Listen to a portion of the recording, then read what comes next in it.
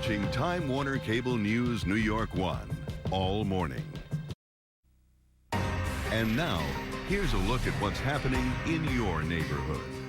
Family members who make the trip into the city every September 11th will once again be at the ceremony this year, taking part for some and just observing for others. New York 1's Vivian Lee joined us more with that. Hi, Vivian. Good morning, Pat, and good morning, everyone. We're standing here at the corner of Liberty and Church Streets in Lower Manhattan, right beside the gate where the families who lost loved ones on 9/11 will be entering throughout this morning to attend the ceremony down at the memorial. I'm joined now by Jessica Waring, who lost her father 14 years ago. I'm very sorry for that. We're also joined by Terry Sears, who's the executive director of Tuesday's Children. And Jessica, I wanted to start off with you. I know that 14 years ago seems like a long time ago, but can you tell me what it was like for you that day and how you've managed your grief and your sorrow in the years since? Sure. Every day, every September 11th, I replay every second. I remember everything I did that day in the order that it happened. So this day, it's like opening a closed wound or a wound that has had a Band-Aid on it for 14 years. It never goes away.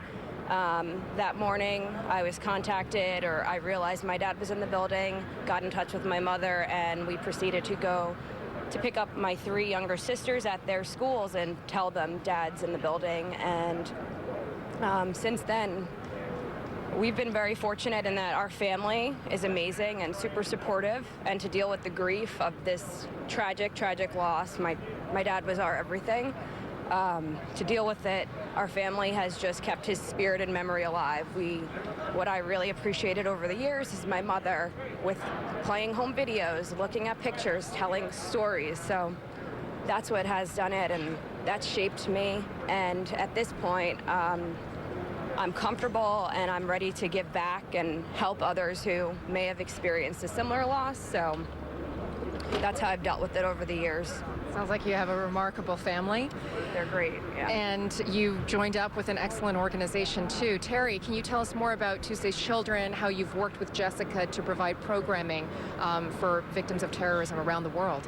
So Tuesday's Children started to help the 3,051 children who lost a parent on 9/11. Jess was one of our first participants in our mentoring program.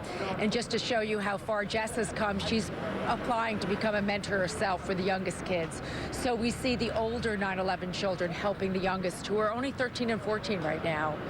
The organization has evolved. We have an international program for victims of terrorism called Project Common Bomb. We've brought children together from 22 nations, and that was initiated by the 9/11 children. We also do leadership and mentoring and career resource center and a lot of different programs. We hear from the kids what they need, and we provide it.